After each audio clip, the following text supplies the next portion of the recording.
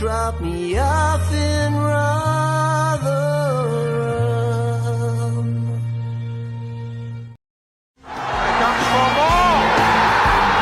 2 for Jeninson, 2 for Rotherham. Shoots! Ravel, vicious, but brilliant! The sweetest feeling for Rotherham United. Wood's got around the back, and Richie Wood has done it again! It's done! It's Georgie Kelly! Do me a favour, drop me off in Rotherham.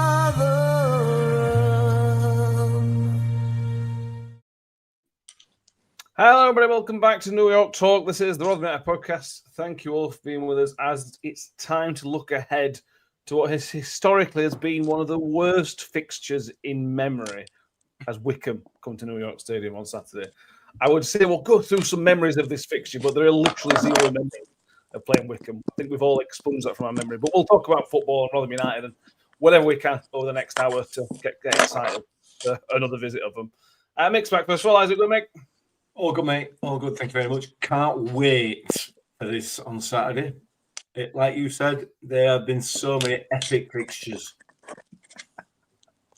Yeah. Well, Steve's back with us. How you going, Steve? All good. I stayed at home for the fixture last year, but I'm going this year. Oh, really? Get in. It's that exciting. I'm with Mick on this one. I can't wait. And John's back. How's it going, John? Did you hear me, John? You all right, John? Has he muted himself? Hello. John, can you hear me? He's gone. We'll get John back. Don't know what happened.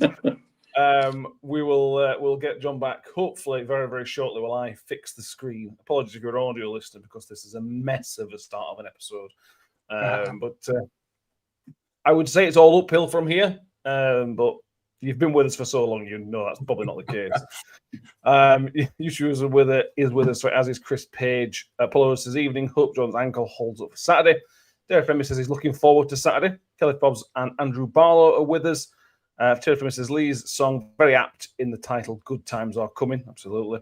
Chris Page says paint drying fixture. And what, more football on Saturday? Yeah. John is back with us. Can you hear me, John? I can. Few technical issues at this end. Yeah, I can hear you now. Yeah. What's an episode of New York Talk without technical difficulties, eh? I know. Right, we're going to start. I just want to start the show by sending kind of thoughts to Owen Jeninson's family. Obviously, he passed away earlier on this week. He obviously led the Millers out in the last game of last season. Not going to pretend to have sadly met him, but you see the messages and where people talk about him. Obviously, an inspiration to his friends and family and the wider public as well. So, thoughts, prayers, everything with his family. And obviously, there was minutes applause pre-game Saturday, which we obviously weren't sure it would be in a certain minute, but we're going to pre-game minutes applause, which I'm sure will be very emotional for his family and friends and Rotherham fans alike. So, I thought we had to start there, really, to be honest with you. Yeah. On that vibe, Mick, on a sort of link to that situation, I thought we'd start the show by talking about Hamish Douglas. Now, first of all, I want to say if anybody's not listened to Hamish Douglas pre-match interview, you should. He was very close friends with Owen, and I just thought he talked beautifully, to be honest with you. For a young man, he talked so well about his friendship with Owen, and then he kind of moved on to how his football has developed and how his games come.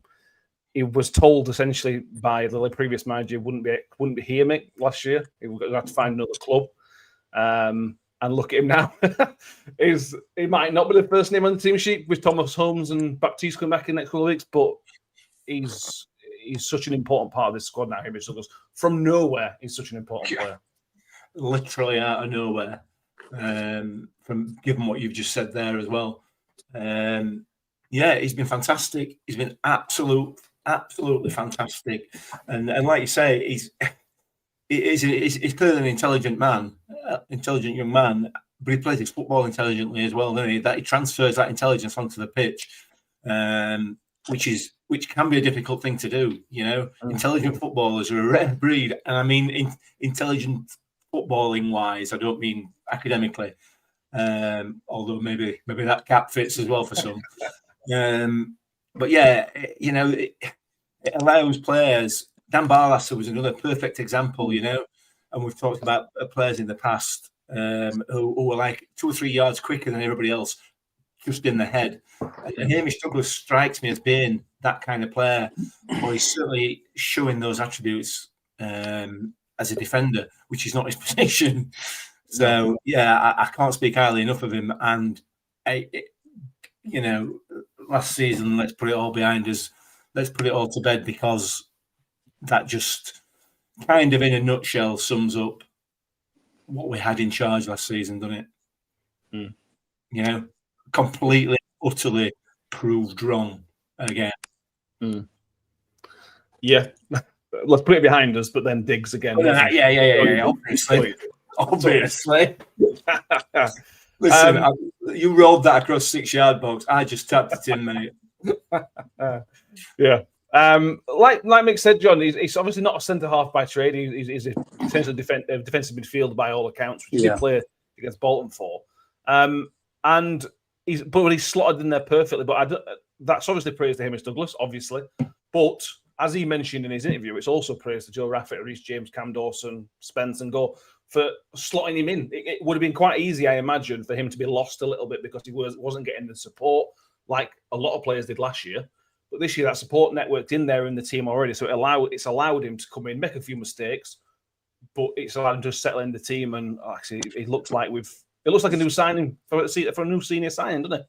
Yeah, I mean, absolutely what you said. I listened to that interview myself, and very eloquently spoken by a young man, far beyond his years, really.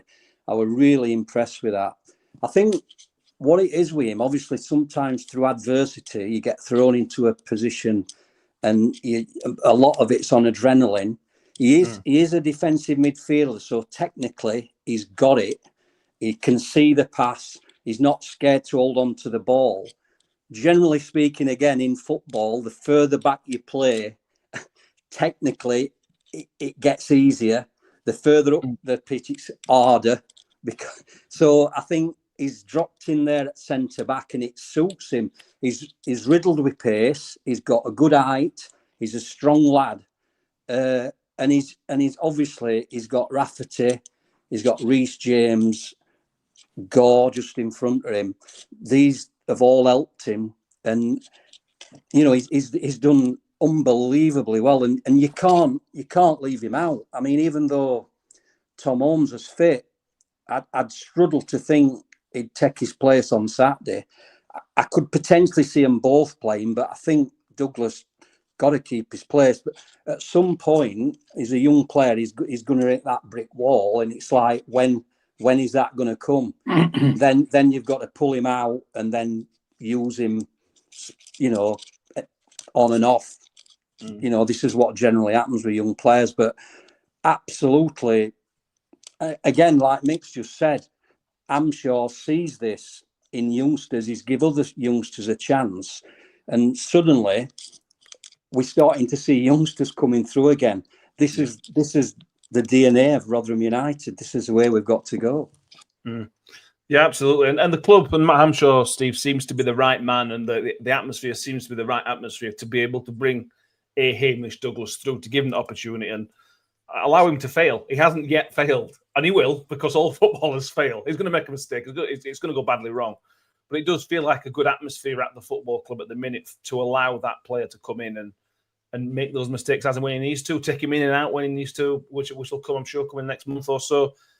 Everything just feels like it's fitting around Hamish Douglas in a bit of a perfect storm. Had to play because of injuries, and the team fits around him quite nicely.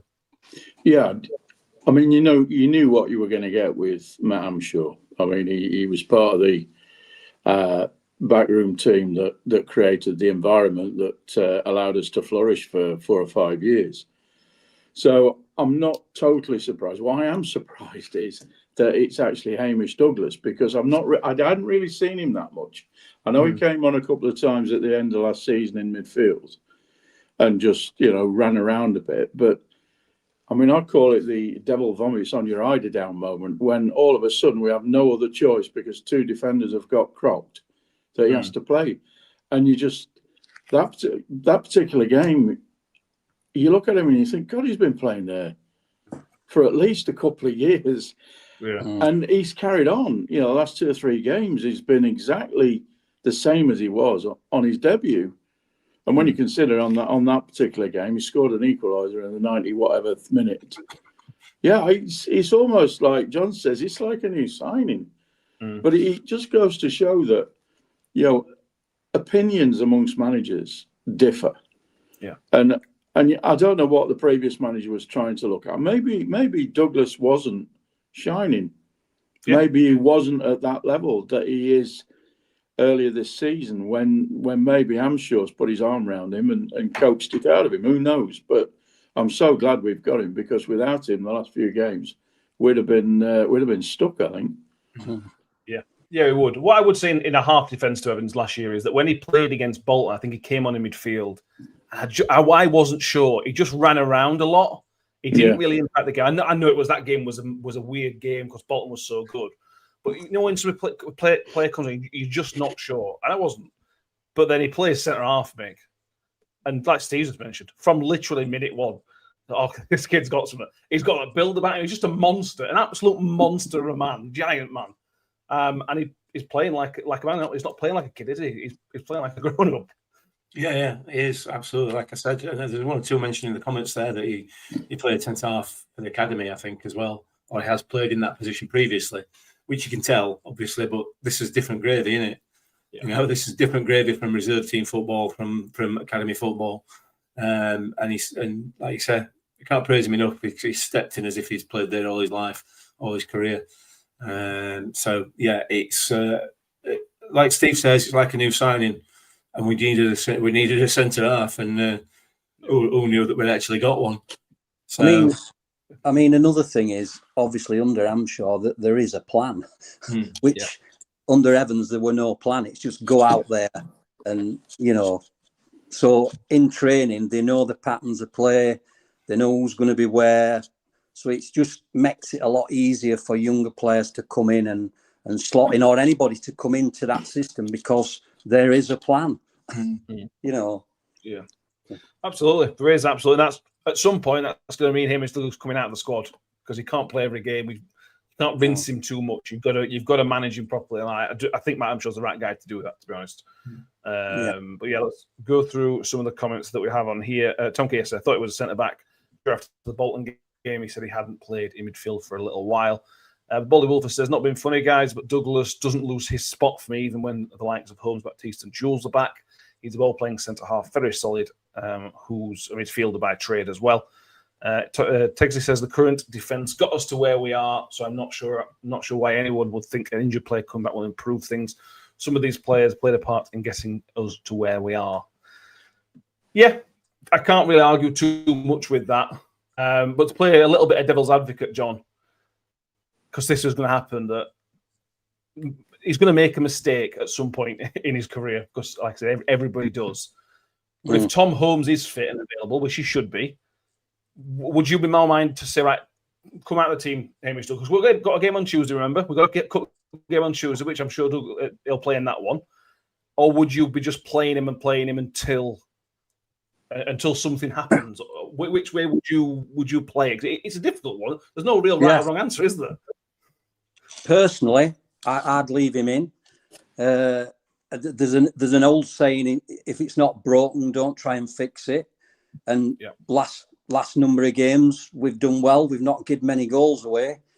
I think you've got to leave him in, and you've got to manage Tom Holmes' minutes. He's been out quite a while, so it'll suit him to come on after an hour or whatever when games sort of settle down a bit. So I mean, 100% for me, you leave Douglas in. He's been one at shining lights, to be honest. For me, I'd leave him in. No messing. Paul says, really impressed with Douglas so far. It's his shirt to lose. Cracking player. Tom Kay says he'd put Holmes in for James and move him out to left wing back. That's another option, Steve. The worry for me there would be Tom Holmes and Douglas together is a lack of pace. James has got a bit of legs. Rafferty a little bit more.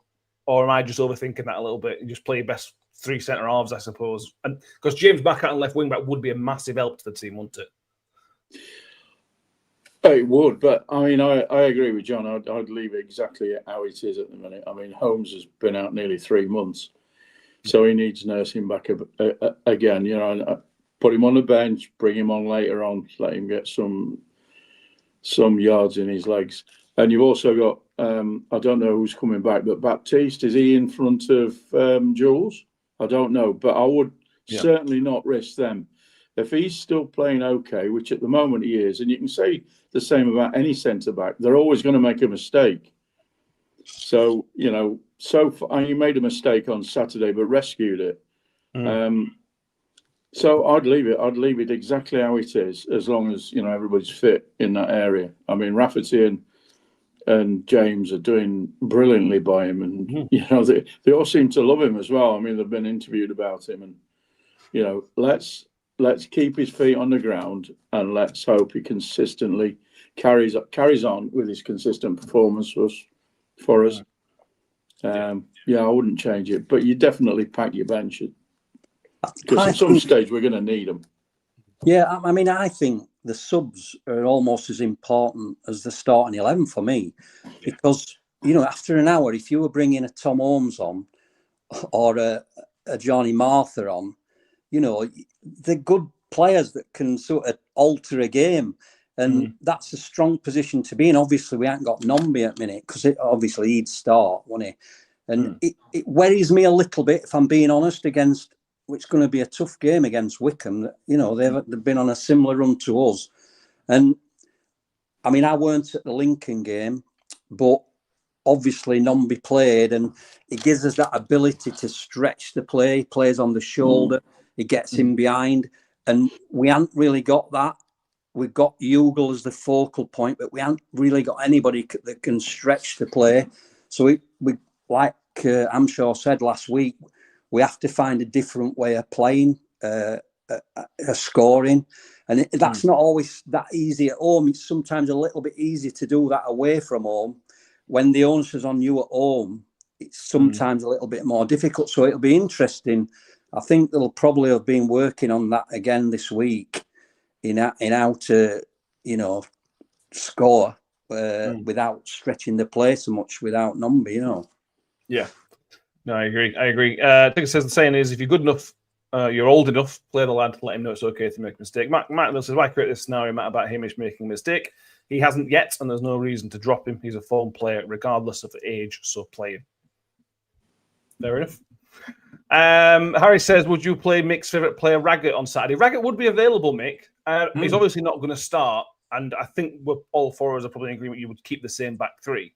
But to have Raggett and Holmes on the bench, it's not great attacking options, obviously. But if we need to stay in the game the last 20 minutes, those are great players to bring on to show things up. Really good players. Well, they are. And sure, Raggett's a great player to, if you're creating set pieces and corners and everything else. If you're on the front foot but not able to get ball back in there, Sean Raggett's a great player to put on up there. You know, in mind defensively, because he will score goals. He does score goals. You know, he's a Woody type wrecking ball in the opposition box. So defensively, it depends on. As far as Raggett's concerned, it depends really on how much pace Wycombe have got up front. If they're a pacey side, then you know he's going to struggle. But it's great to have him on the bench because he can be a goal threat, probably more so than we've got anywhere else at the moment, which is a sad state of affairs. But that's obviously the way we are injury wise.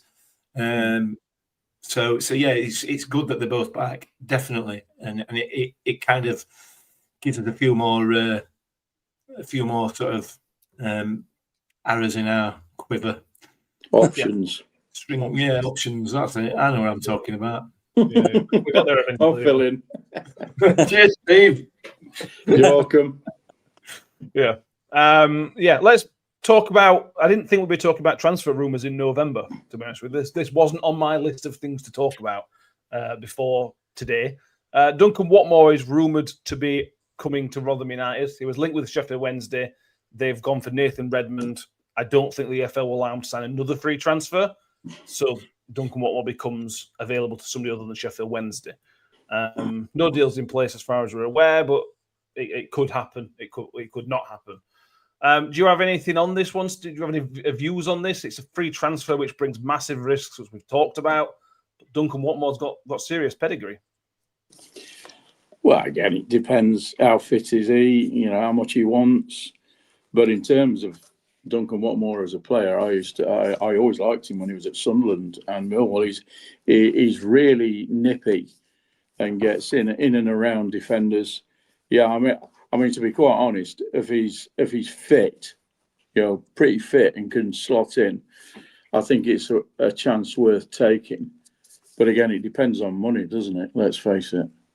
But yeah, I'd certainly like him as a player, absolutely, and I think he'd be very useful at this level.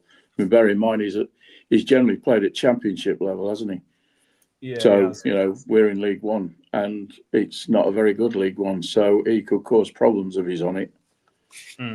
Yeah, but we'll see, won't we? Time will tell. Just Sam says he has spent 3 years injured, so he wouldn't touch him. Terry Fenby says something similar. Scott Kent says get Watmore in before 12 p.m. tomorrow, so that we've at least signed somebody up top. Tom Kay says it feels a bit pointless now since Nombe is supposed to be 2 or 3 weeks away. We're so close to January, John. We're literally a month and a few days away from January, when there will probably be better people available than Duncan Watmore. Although I'm a massive fan, I agree with Steve, I'm a massive fan of him. Yeah, There'll probably be somebody who's fitter, more ready, possibly less injury prone than Duncan Watmore. But it's a real tough balancing act because he's got a budget to worry about. He's got to worry about fitness of a player. It's a difficult one for Hampshire to maybe decide on, probably.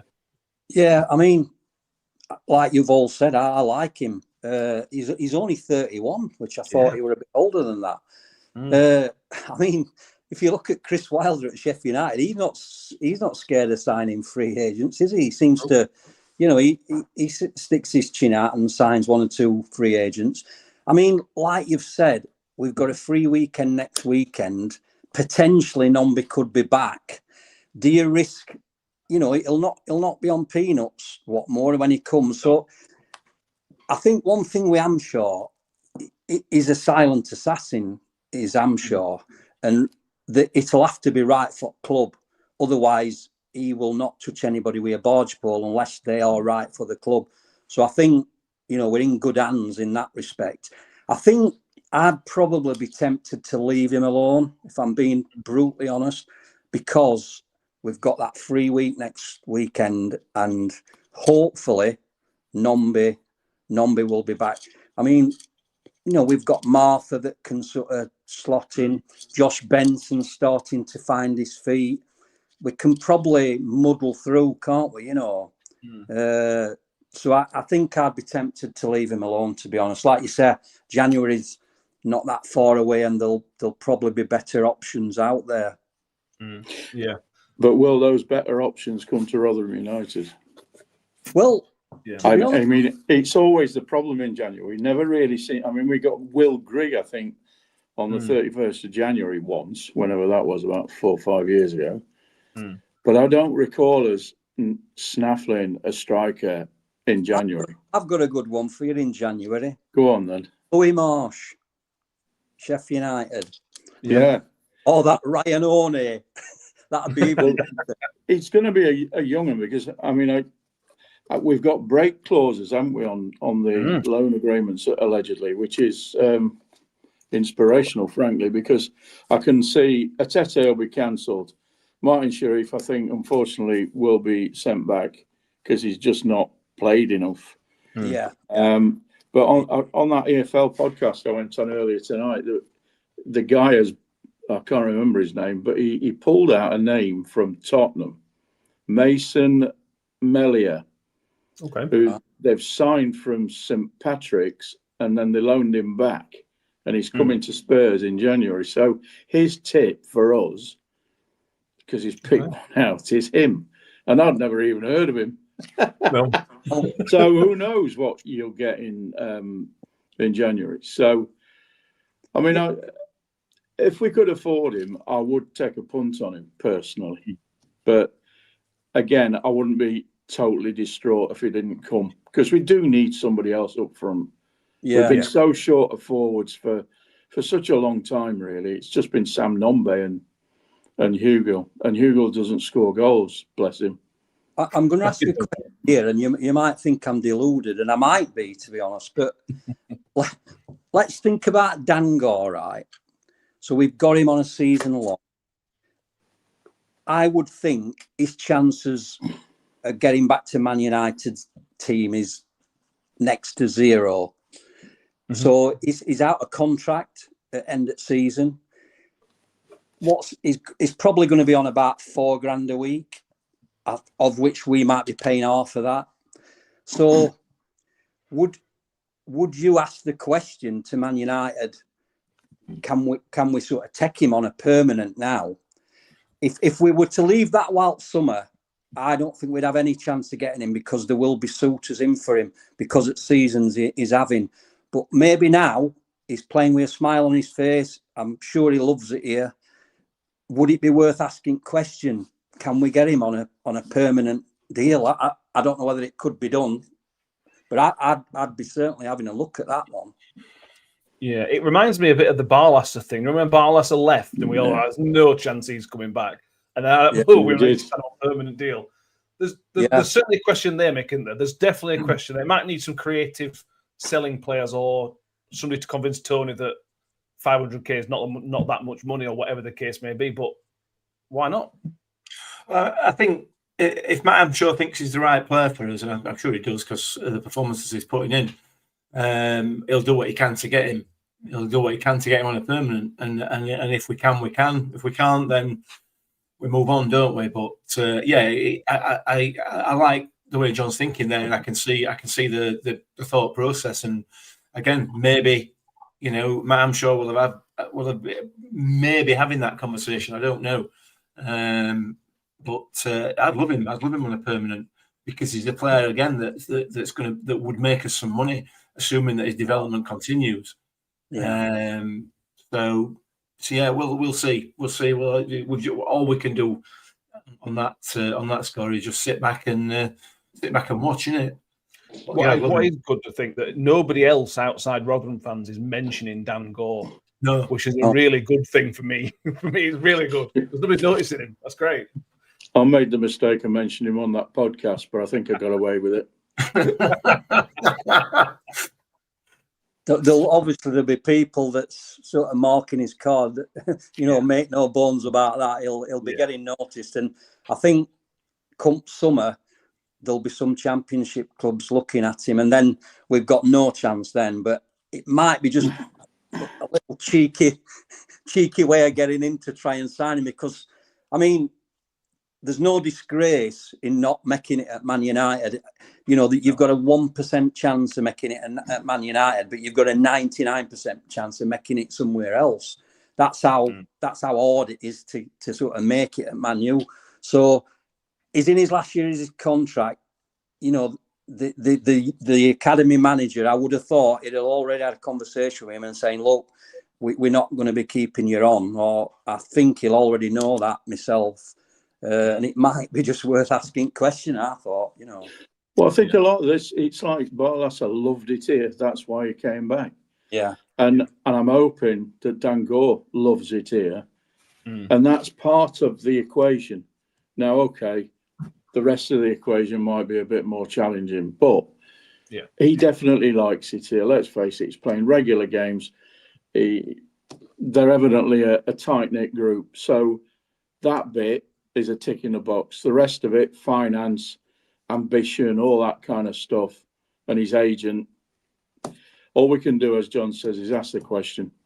Yeah. Just keep asking the question, keep talking to him, keep talking to Man United, and see what happens.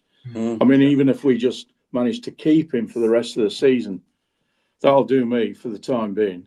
Then we can actually tie him up, stick him in a box, and not let him go.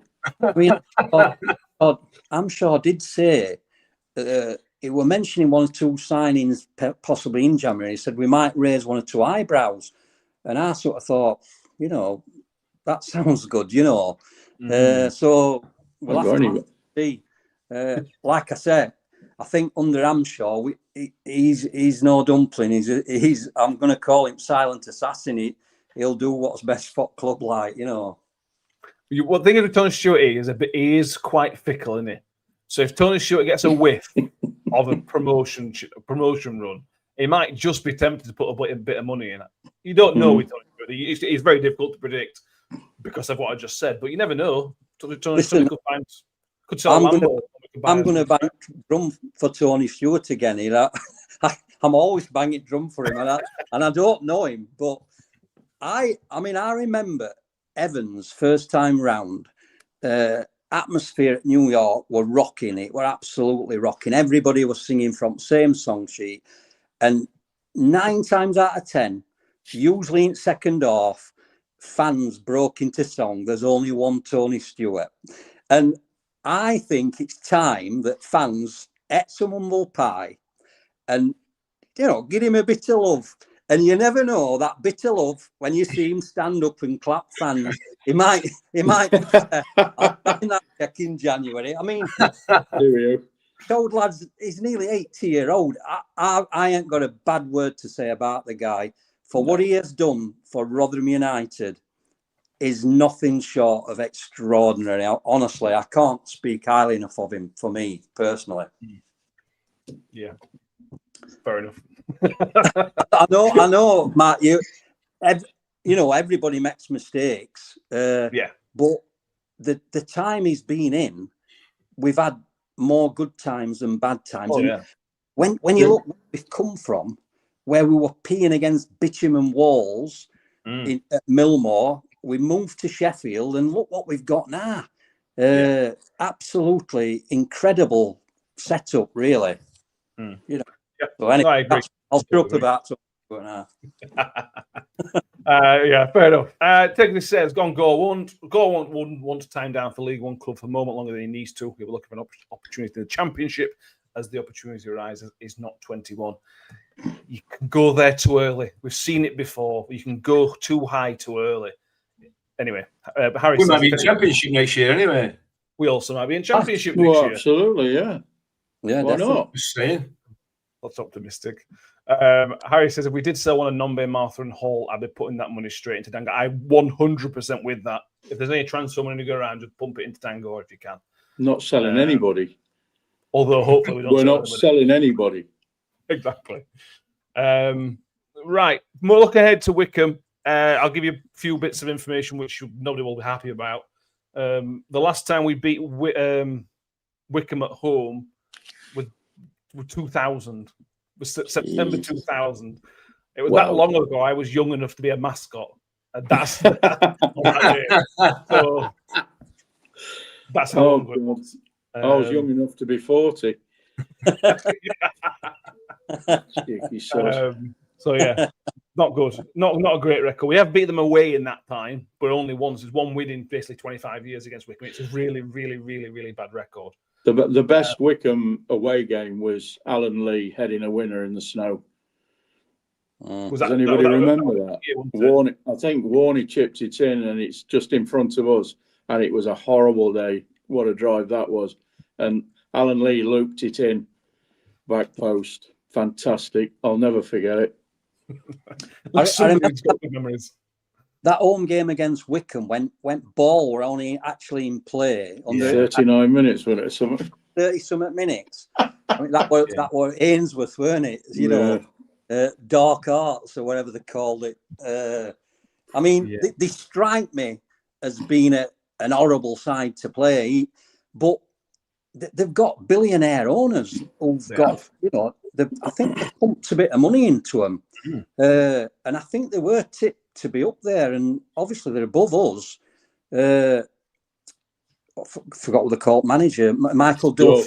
He's gone there. He did a good job at Cheltenham, did a good job at Barnes, and then he failed at Huddersfield. But he seems to have gone in there and hit the ground running, and they seem quite happy. And maybe they will make a push for it. I think it'd be a tough game, Yeah, I'm such a big admirer of Michael Duff. When the rumours of Evans were leaving last year, Michael Duff was absolutely top of my list. Go and get Michael Duff. Obviously, we've gone down a very different route and it's working out, but I couldn't be more of a fan of Michael Duff. So I expect to see a very, very different Wycombe. We have done a scouting report. I spoke to James from the Books Free Press. That'll be out tomorrow. And by the sounds of it, it is going to be a very, very different Wycombe Wanderers. They score loads. they're just a goal machine at the minute. They're a bit chaotic in a good way, in a footballing sense, rather than Gareth Ainsworth chaotic, which is good. Do you want to talk us through some of your memories of this fixture, Mick? If you can you remember any of the 30 seconds the ball was in play, or just like your opportunity to dig at Gareth Ainsworth? I know you. All I can say is, if what you've said is true, I feel genuine pleasure for the supporters of Wycombe Wanderers Football Club after what they've been subjected to for the last however many years. I know they love Gareth Ainsworth, but my word, what a horrendous team he put out time after time after time. The memories of this game are just utter frustration, pure frustration, just time wasting, like Steve said, dark arts in inverted commas, officials not getting a grip of it, just allowing them. And 39 minutes out of 90 of football. And like I said, I'm pleased for Wycombe fans because at least they're going to start to get the money's worth. They might see a little bit more football. So it's going to be a tough game, innit? It is going to be a tough game. Michael Duff couldn't be more different as a manager than Gareth Ainsworth. So yeah, it's going to be a toughie. But hopefully we see some football and ball and pitch for a while. I don't know. We'll see. They've got Onyedimir, Dimir, haven't they? Well, we had on loan, and I think he's one of their sort of standout players. Quite liked him actually when he came to us, and then he got injured, didn't he? But he looked a bit of a live wire when he were with us. Like, they love him by all accounts. They think he's fantastic, which is not really a surprise because in the Championship he was pretty good. He was one of our better players in the Championship, so to drop down a level is not really much of a surprise to see him go on and do things. Tom K says Wycombe are odds-on favourite to beat us with the bookies for some reason. We're massive outsiders. They are 14 games, one defeat in 14 games. Sorry, from Michael Duss, Steve. They've won 4 out of the last 5. That includes beating Lincoln at home like we did. Leyton Orient at home, they beat 4-1. They also managed to beat Plymouth 2-0 as well. This is a good team.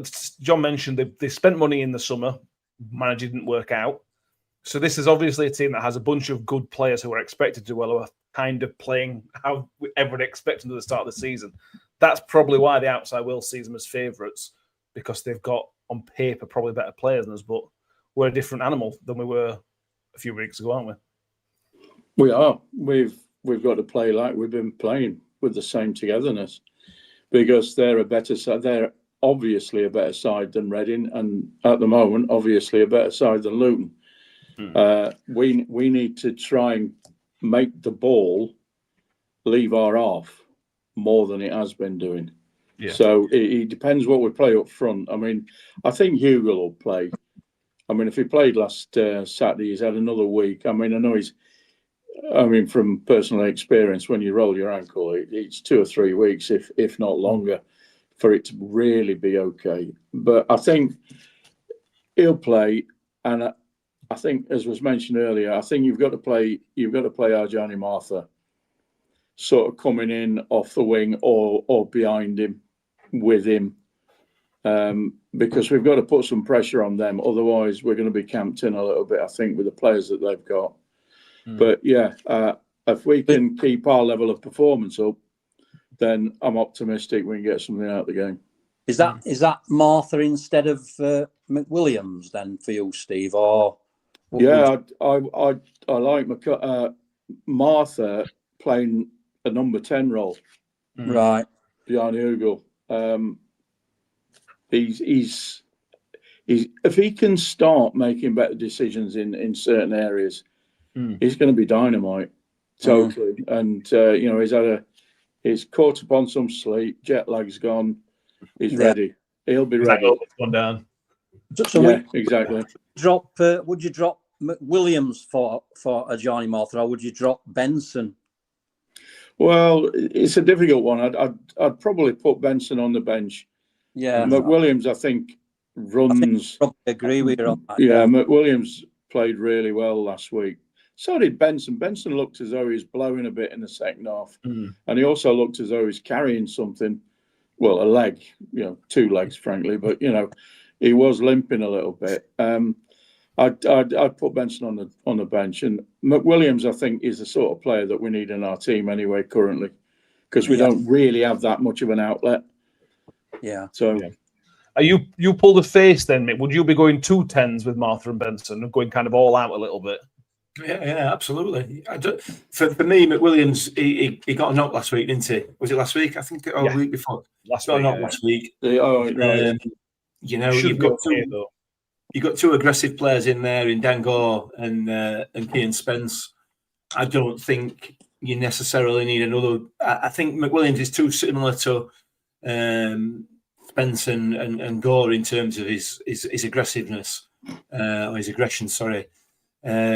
Whereas we got Benson and Martha, who've got a bit of guile, a bit of style, a bit of creativity about them. So you know, and also depending on what happens at the back, you've also got Joe Powell who can potentially be in there as well, depending on what happens at the back. So I'd be resting McWilliams personally because of his injury. I think we've got enough aggression in that midfield.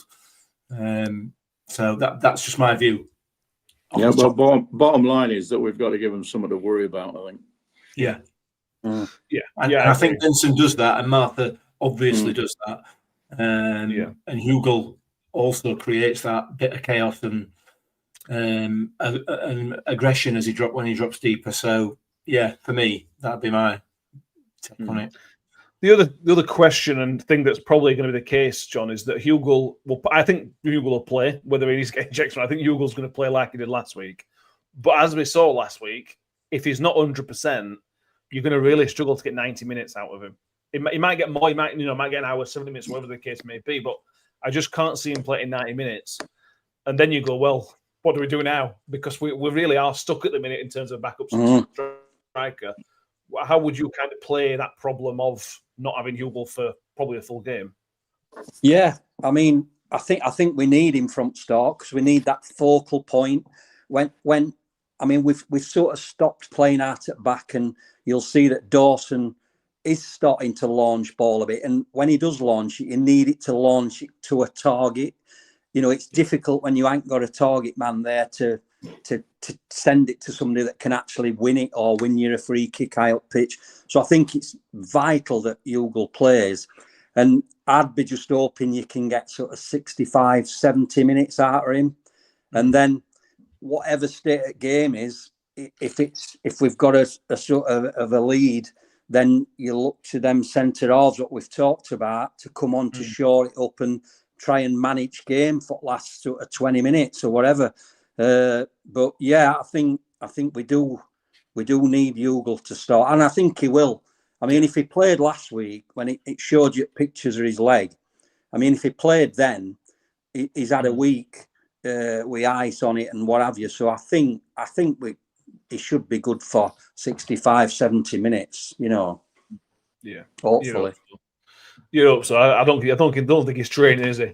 Which is obviously the right thing to do when you've got one like that. John Case, it doesn't feel as though it does feel like we've got to be in front before the subs come on because we haven't got enough on the bench to change the game.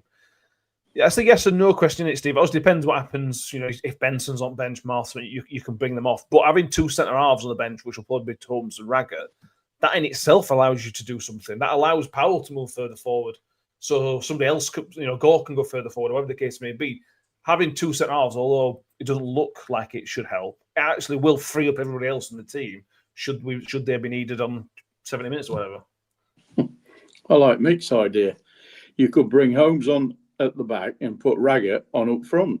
Why not? I mean, it's not completely daft, is it? Really? No. I mean, he's not very mobile, let's face it. But there again, Hugo's not that mobile. Probably a bit more mobile.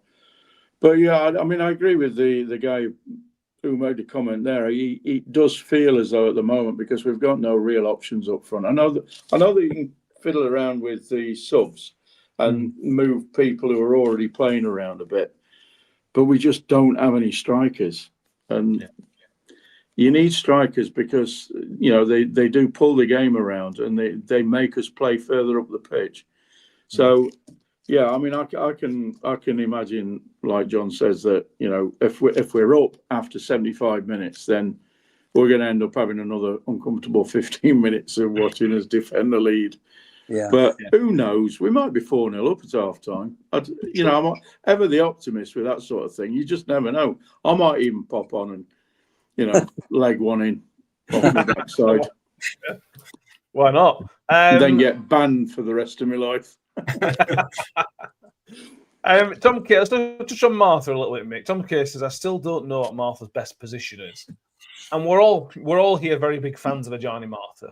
And I wonder that he's obviously gone away and played a little bit for Curacao, but that has hurt him. It has hurt his development, really, because he's missing so many games. Not only is he missing the weekend that we play and that he's away, he's also basically missing the Saturday that he comes back as well because of the time difference and the travelling and whatever else. He's had such a stop-start season that he's just not got into a rhythm, so we don't know what his best position is. So hopefully between now and March, he can play consistently because he needs games, doesn't he? He looks like a type of player. He just needs to play games, and he just hasn't been allowed to. He does, and we're at a stage now where we ain't got to worry about that for a few months, isn't it? So for the first time this season, while he's been with us, I'm not sure exactly what his best position is. I quite like him out wide, cutting in, but also, he can do a job through the middle.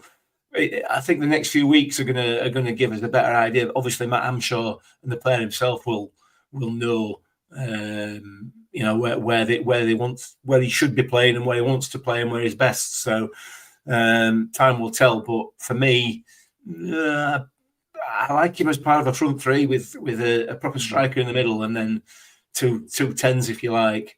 If we could get him and Nombe at the side of Hugo, that'd be a fantastic front 3/1, dependent on who's got the ball. So I don't know. I don't know what the answer to the question is, and I don't think any of us do we? No. I didn't think we'd get Mick using the phrase 2 10s ever, to be honest with you. So I've said it enough times. I've ingrained it into him clearly. I'll be talking about a low block soon. Inverted centre halves or right backs or something. I don't know what any of that means. Well, it's up top nowadays, isn't it? It used to be up front. Yeah, it's up top now. Okay, well, it's up top. Yeah, all the cool. Come on, keep up with the kids, or down with the kids, or whichever way with the kids. I don't bloody know. There are 3 comments here which sum up perfectly Ajani Martha. Jamie says Martha's best position is coming off the left. Scott says right wing is his best position, coming onto his left. And Tom says a number 10 role. Super. And that's Ajani Martha all over it, John. Is this enigma that you just don't know? He's got summer, but we as amateurs just don't know yet. Absolutely. I mean, I think it was that Bradford game when he really he sort of were everywhere. He was chasing back, he was putting tackles in, he was getting forward. And I thought, Christ, where's he get the energy from? This kid, and he seems to, cover ground so easily.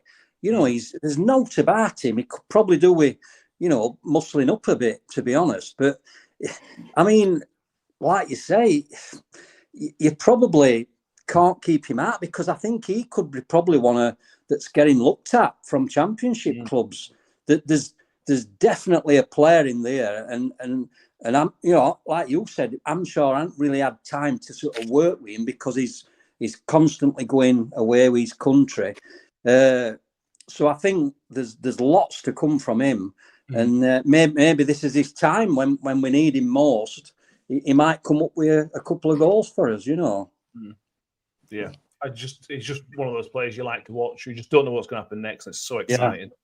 Tom K says feels like we're signing him to compete with James at left wing, but then realise he's not great at defending. We ain't given him much chance to defend. To be honest, just not had a chance to do it. That might turn out to be his best position. We just don't know. Right, before we come on to predictions, Mick, just tell everybody again about the event on Saturday evening, if you can. It's very close to being sold out, so if you haven't got a ticket, you need to crack on and get it sorted out. Sorted out now because there's only a handful of tickets left. So Cutler's Arms from straight after the game, actually, after the Wycombe game, 3 or 4 bands on from Rotherham. 3 bands and Lee McMahon or LPMC. Tickets are 12 quid. And all profits go to the Rotherham Hospice. So if you've not got a ticket and you're free Saturday night, get yourself down at Cutler's. It will be a great night. It'll be a great night. And Lee's done such amazing work for the hospice with the Milliman 25 project. And this is kind of the final part of that project. So it'd be great to sell it out, which he has almost done. Less than 20 tickets, or something like that available? I think so, yeah. And Nick's got his Sharpie ready. Nick's taking his Sharpie so he can sign it. So you might want him to. Get down. The link is in the show notes. So if you're not sure, just click on the link description. There's loads of links in there, to be honest. But yeah, it is in there as well. And check out Lee and the other guys that are performing Saturday evening. Score predictions. Let's go. I haven't updated the league table last week, but a few people predicted 1-1. Kev and Tom both went for 1-1 against Reading last week, so they picked up 4 points, closing the gap at the top of the table. I'll do a league table at some point before Christmas. Well, in mine and Mick's defence, we went for a 1-0 win, didn't we? Mm. And if it hadn't have been for Robbie Savage's lad shinning it off his whatever, we'd have got full points for that because they weren't scoring. No. So I felt really, I went for 2-1 Rotherham, and if Martha had put that one in late on, I think they got that. Yeah, true. Well, we all got it wrong though, didn't we? I got Gideon stupidly went 3-1, which I've learned my lesson. If me answer 3-1, that's another saying.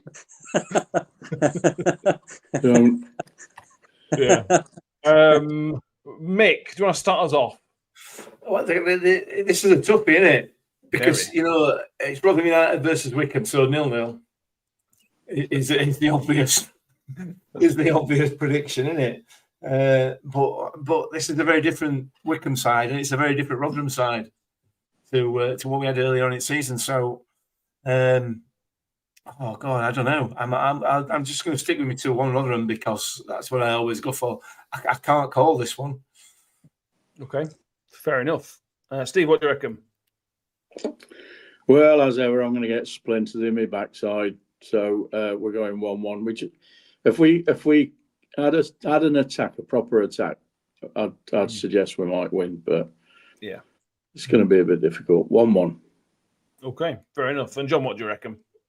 I'll go with Mick. I think 2-1 Rotherham. I think we've done reasonably well at home.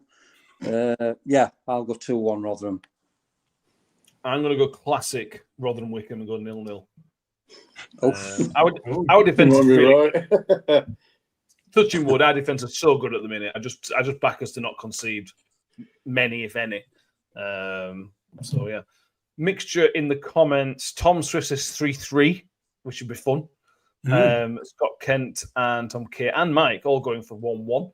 YouTube says we're at home, so 2-1 to us, as does Jamie Wilkinson. Harry's with me. 0-0 Rotherham Wycombe Classic.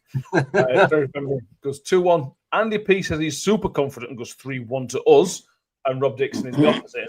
This is what we pay for the price for the lack of cutting edge and a 3-0 defeat. Paula Rhodes says 1-0 with an 89th minute winner. Jamie Wilkinson says we will win because he's going. I will take that, Jamie. That is what we want, the kind of optimism that we need. It should be a decent game. It should be a decent game. But very, very interesting because we just don't know. I like a strikers. Every single week we just don't know at the minute. We should know by now. People will talk about football every week, but we just don't. There we go. I'll finish on some Tom Swift saying we get a shout out for Owen Jenkins. We mentioned at the start, like we mentioned, once a Miller, always a Miller. There will be that 1 minute's applause pre-game. So make sure you're in the ground early so you can kind of show your support for that. Fellas, is there anything else? Oh, Ref Watch, Paula Rhodes, Sebastian Stocksbridge is the referee. Oh, that gives me a bit of shivers. Sebastian, Seb. Yeah. What is Yeah, he refereed the Papa John's final, Okay. which he wasn't very good. Icky's goal was definitely a foul, which he helped us. Yes. Helped us. Yeah, it was. He had some good games, had some bad games. We'll see. But He's he's been around for always a while. favourite of mine because we won the cup. It's like that. The Premier League ref, Rob Jones? Yes. Who ref Muscle. the 2018 playoff final. He'll always be a favourite because we won that day and got promoted. Yeah. No matter how bad he is. It doesn't apply to all referees who, 2014 playoff final referee has been forgotten. Is that the one who is that the final where he allowed the 22 players in but penalty box before the ball had been kicked? I think it weren't it against Shrewsbury. Yeah. Yeah. 22 in the box. All 22 were in our box before the ball were even kicked. 11 of them weren't invited. Obviously, I'm exaggerating, but I remember it very, very, very vividly because one of the Shrewsbury players was actually level with the ball when the ball was kicked. Jesus. He was so far in the area, he was level with the ball when it was kicked. Anyway, I don't remember that. just saying. He sent Danny Ward off last season with Huddersfield, which was the right decision. Yes, it was, As yes. well. So, and did we get a penalty in that game as well? I think we might have done. Can't remember. Somebody will Red tell us. card and a penalty. I seem to remember it being. We talked about getting a red card or penalty in a game, and it being like this weird thing. I don't know. I might be wrong. We got a few penalties last year. Anyway, Top referee. Anything else, fellas? You want to have a quick chat on? Don't think so. No, nothing for me. Okay, we will end it there. We will be back. Well, tomorrow the scout report's out, like I said, from James from the Berkshire Free Press. Really interesting talking about Mike Dodds, the previous manager, why it failed, and Michael Duff and why it's working, which I think is interesting. That's out tomorrow. Saturday evening will be the instant reaction. The plan is for that to go out Saturday evening as normal, but there's an event on, so that may get delayed to Sunday, but I'll do my very best to get it out Saturday evening as normal. Then we will be back on Sunday, probably slightly hungover, but we're back on Sunday, which will be a review of the Wycombe game, and we'll look forward to the Virtue Trophy, which will get everybody's juices running in the middle of next week. If you haven't done so already, please make sure you're subscribed, because like I said, we're 42 away, I think, now from 2,000 subscribers. Make sure you've subscribed if you haven't done so already. Give this video a thumbs up if you are watching. And if you're listening on iTunes, Spotify, give a 5-star rating, follow, subscribe, whatever it allows you to do on your particular subscriber place. Mick, Steve, John, thank you very, very much for being with us tonight. Thank you everybody in the comments who's been with us.